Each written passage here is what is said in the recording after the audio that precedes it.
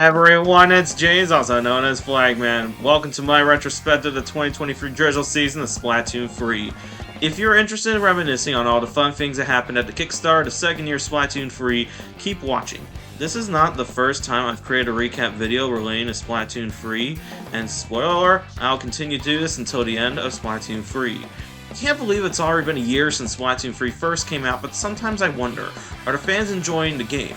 And I asked this as throughout the first year of Splatoon 3, I saw a whole lot of drama on social media anytime Nintendo announced anything related to Splatoon 3, with there being many opinions on Splatoon 3 and a majority of them being overly negative. On the contrary to that reception, though, many Splatoon YouTubers, myself included, have portrayed Splatoon 3 in a more positive light, so why the negativity on social media? That's a question that deserves an answer. But we're not here to psychoanalyze the situation with the Splatoon fanbase, we are here to recap the 2023 Drizzle season. Let me break the narrative and for a second say that I had an absolute blast during the first year of Splatoon 3, and I cannot wait for the next year of Splatoon 3. Currently we're planning to get 2 years of updates, but we could possibly have an extra year of updates considering that Splatoon 1 and 2 had their content updates extended for an extra 6 months and a year respectively. This video will be the first in a series of 4 videos covering the duration of Splatoon 3 from September 2023 to May of 2024. Also, big thanks for helping me reach 500 subscribers. Our next goal is 1,000 subscribers. If you enjoy content like this, please drop a like and also subscribe and turn your notifications on to see more cool content like this, so I hope you enjoy it. Anyways, let's get into the retrospective, and by extension, the second year of Splatoon 3. The 2023 Drizzle season, see what I did there, debuted on the 1st of September, and with it we got ourselves 80 new banners and 400 new tiles for our splash tags. You know, the banners that show up at the start and end of each match. 3 new sets of coveralls at Grisco, 16 new pieces of gear, 6 returning pieces of gear table from Grisco, and 10 weapon kits, with 2 of the new weapons being entirely new for the game, and the rest all being variants of already existing weapons. They were the Dreadringer with Suction Bomb and Reef Slider, Heavy Splatling with Curling Bomb and Tacticore, the Custom Goo Tuber with Fizzy Bomb and Ultra Stamp, the Slosh Machine Neo with Point Sensor and Trizuka, the Bloblogger Deco with Ankle Shooter and Kraken Royale, the Ballpoint Splatling Nouveau with Ink Mine and Ink Vac, the Sorella Brawl with Auto Bomb and Inkjet, the Octobrush Nouveau with Squid Beacon and Ink Storm, the Inkline Tri-Stringer with Sprinkler and Super Chump, and last but certainly not least, the Gold Dynamo Roller with Splat Bomb and Super Chump. Gold Dynamo Roller was one of the most frequently requested weapons in post-launch updates, and well, here we are 13 months after it was teased in trailer art back in August of 2022. Additionally, during the big run on Umami Ruins, which I'll get into a little later, we got Grisco Dualies. 3 new maps were added into Splatoon 3, 2 entirely new multiplayer maps, and a returning Salmon Run stage. The first new map was Crab Lake Capital, which takes place on a skyscraper under construction. I guess this is the replacement for Moray Towers, because I said it in my previous retrospective, and I'll say it again, I don't think any Splatoon 1 map that appeared in Splatoon 2 will be returning in Splatoon 3. Despite being a small zigzag, I enjoyed the map and its layout, since we have at least 3 ways to reach the center, and confrontation doesn't feel forced. But that's a competitive perspective. From my perspective, I almost feel like I'm on top of the CN Tower, and notably, you can now see Hagglefish Market from Crab Lake Capital. As such, Hagglefish Market got a visual update, adding in Crab Lake Capital being able to be seen from a distance. The second map was Shapeship Cargo Company, taking place aboard a cargo ship, and it feels like a map that was designed with being strictly as a multiplayer stage for all modes. While it is still a long hallway, there are at least several ponies that can be used for attacking opponents head-on, and the best part is, when you play this stage during a Splatfest, you can see Aurora Borealis in the distance. And Salmon and Smokyard from Splatoon 2 was added to Salmon Run.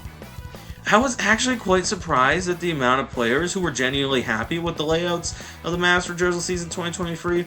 I'm fully aware that I touched upon this before, and I will touch upon it again. I truly believe that the majority of the new stages for the 2023 Drizzle Season were created with a simple spawn, hall, center, hall, spawn layout, likely to facilitate Tricolor Turfform Big Run.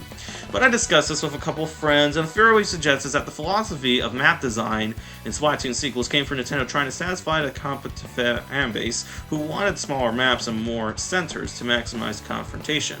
This ended up backfiring because that led to many complaints about how small the maps were, that long-range weapons dominated every single map, and short-range weapons were straight up useless during that time. It got to the point that in October, Mahi Mahi Resort was taking a stage rotation temporarily for renovations to make the map less cluttered. But I will say for the record, I have zero indifference as to Mahi Mahi Resort, whatever they do, because I've never played Splatoon 1, where Mahi Mahi Resort originated from. Seems like nice to... it seems like Nintendo is discontinuing online support for the Wii U. Alright, enough about the stages. Let's get into the awesome events we had this season. The first event we had, and this one came right at the start of Drizzle season, we had ourselves a big run on Amami Ruins, the weekend before the Splatfest of the season that was to happen. Nothing unique happened during this big run aside from the introduction of the Grizz Code Dualies, which allow you to do 9 consecutive dodge rolls as opposed to just 2 for normal dualies. Other than that, there wasn't anything memorable from this big run at all. The November 2023 extra work, on the other hand, Jesus Christ, who the hell at Nintendo Seal Limited thought it would be a good idea to have glow flies on the second wave of extra work? Ultimately, when I play with friends during my live streams of extra work, I decided to get the lowest amount possible just to complete one shift, and then try to get the most eggs later. This is mainly because the more eggs you get in extra work each round, the higher the hazard level goes up. For the record, I rarely play Salmon Run outside the occasional random weapon rotation, Grizzco weapon rotations, extra work, and big run, mainly because I like playing other things. I guess that's why I haven't been able to reach the high scores in big run extra work, at least not the early ones. This was because back then, the high scores for all players were calculated, and then the top 50, top 20, and top 5 were based on the average of the high scores of every player who participated. So if you wondered why you worked so hard to get a gold, silver, or bronze trophy, only to get a plastic green one in Big Run, or only to get a plain beige sticker as a thank you for working overtime and extra work, at least you now know why. Okay, let's go party it up with a Splatfest, seeing that our Grizzco shifts are now done. Oh yeah, I almost forgot, 2 new songs were added to multiplayer battles, Aquasonic and Rip Stop and Go, both by the new Inkopolis-based music duo H2O. I can't really put my fingers on it, but the 2 members of H2O, they remind me a little of the 90s Australian pop rock duo Savage Garden. September was the first time we had ourselves the first special Splatfest. So, what is a special Splatfest? It usually commemorates a special event related to Splatoon game in a certain way, such as the Squid vs. Octopus Splatfest served to promote the first anniversary of Splatoon 2 and the release of the Octo expansion, but had no other way to promote because the only game back in 2018 anyone cared about was Super Smash Bros. Ultimate. Sometimes they're themed around worldwide holidays, which I'll get into a little later. And then there is one that serves as a finale for the entire video game, the Final Fest, which means that Nintendo has ended all content updates for the game and is ready to move on to developing the next Splatoon game. The last Splatfest will always have an impact on what happens with the next game. Splatoon 1's last Splatfest, Callie versus Marie determined who would help the player and who would be held hostage by the Octarians in Splatoon 2's Hero Mode, while Splatoon 2's Final Fest determined the aesthetic for the next video game. Splatoon 3 has itself a chaos theme, with Splatsville being located in Splatlands, a desert wasteland far away from Inkopolis, and it was confirmed that conceptualization and development for Splatoon 3 had not even started until after the final Splatfest's results were announced. Anyways, let's get back to the Splatfest. In commemoration of the first anniversary of Splatoon 3, Nintendo held a Splatfest during the weekend of September 8th through 10th, 2023, and the theme was probably one of, and I'd argue probably, the most divisive theme we ever had in the history of Splatoon 3, and maybe in Splatoon overall. Because Splatfests in Splatoon 3 are now divided by 3 teams instead of 2, everyone predicted we'd see a Splatfest playing the 3 members of the cut against each other. But we didn't think it'd be happening this early.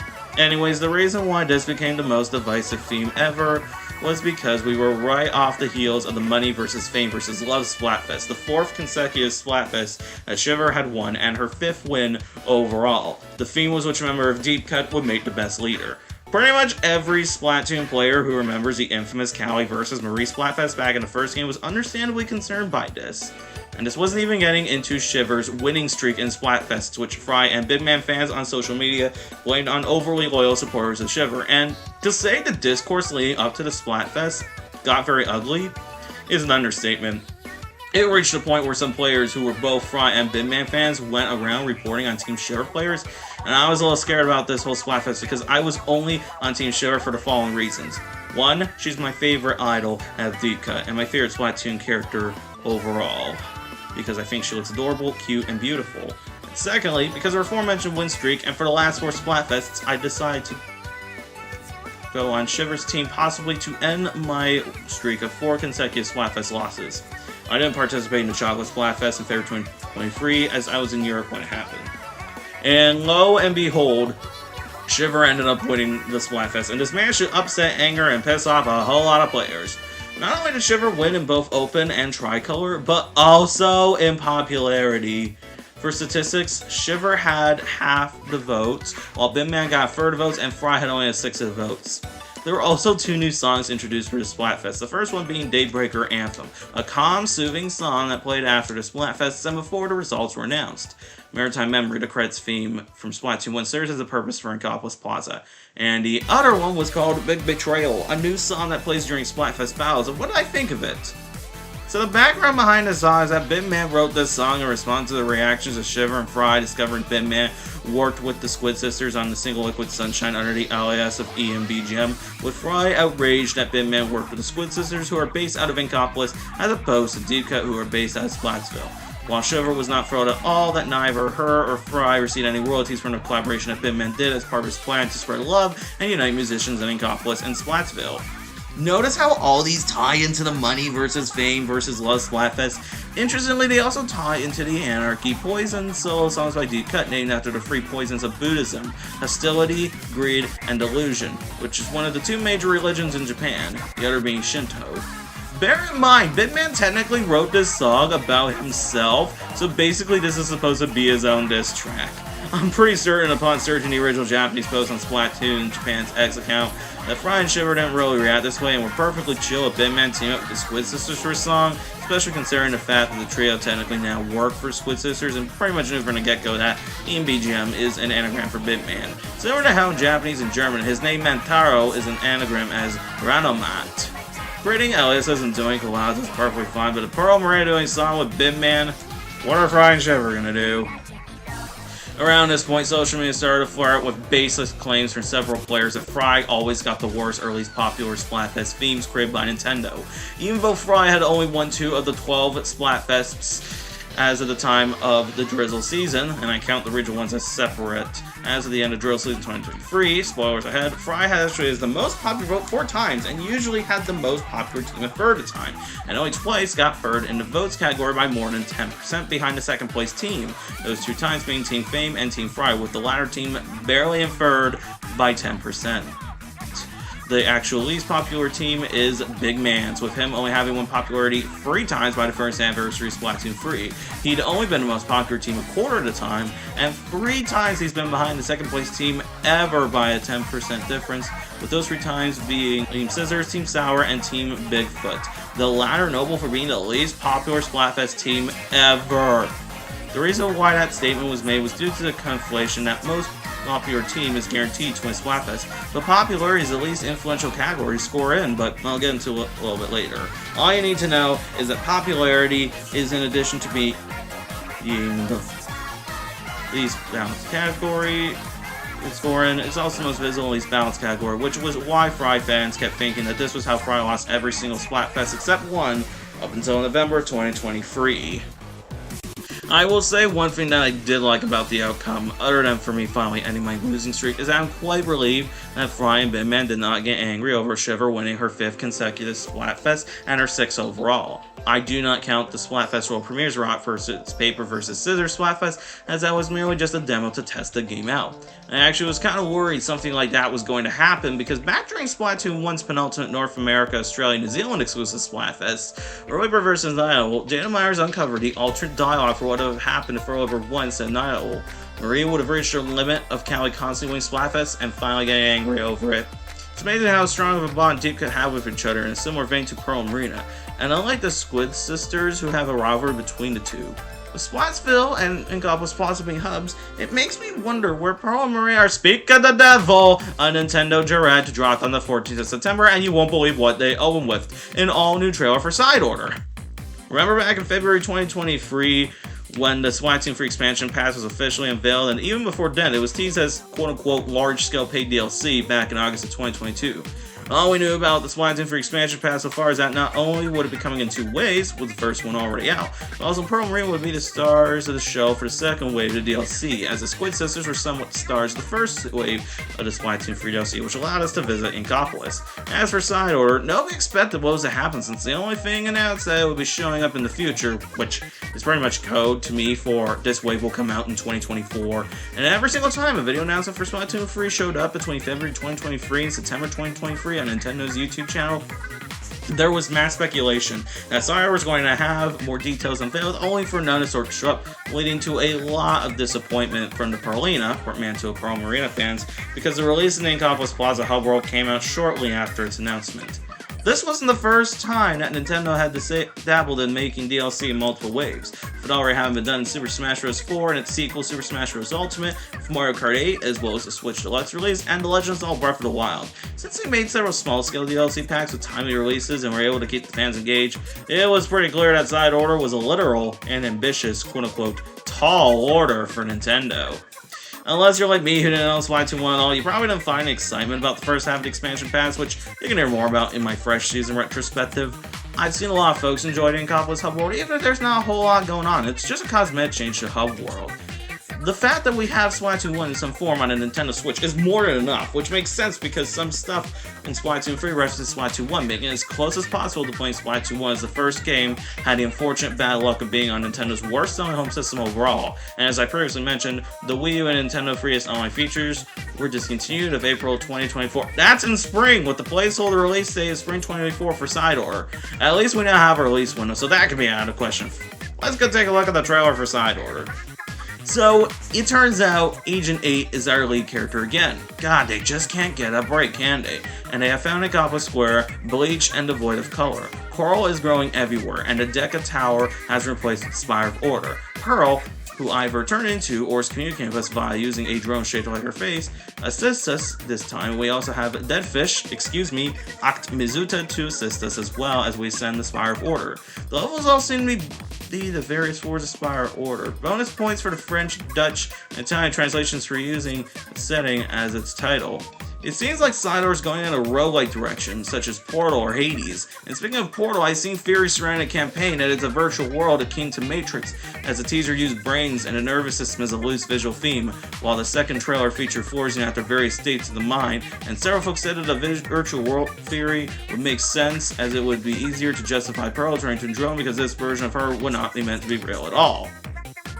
Interestingly enough, despite the Pearl drone, Agent 8, and Deadfish being prominent characters in the expansion, Marina did not show up at all in this trailer. I saw lots of speculation going on across social media about Marina's fate, and I suspect the reason she didn't show up in the trailer was to avoid major spoilers, which I personally think that because Side Order is implied to be heavily unplayable, there are multiple endings in this campaign based on what floors we accomplish. If my theory sounds similar, you must be a Sonic fan. Shadow the Hedgehog on PlayStation 2, GameCube, and Xbox had you play as Shadow and complete various different levels based on the storyline you took, with 10 different endings and a golden ending you got after all endings were obtained. Nintendo tried something like that with Star Fox Command, where you had 9 different story paths, although you didn't have to play through the third ending in order to access the other endings via replayability, but we wouldn't know for sure what was going on in Side Order until it came out several months later.